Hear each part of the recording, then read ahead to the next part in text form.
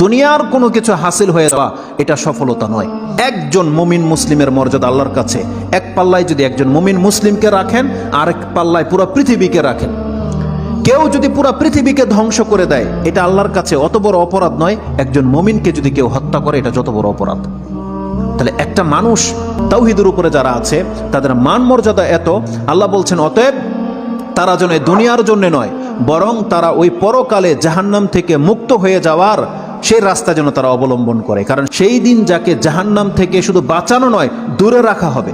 ওয়াউদখিলাল জান্নাহ, আর যাকে জান্নাতে প্রবেশ করিয়ে দেওয়া হবে, আল্লাহ বলছেন ফাকাদে ফাজ, এই হলো সফল কাম। কারণ জান্নাত এমন একটা জায়গা, এটা হচ্ছে চিরসুখের জায়গা।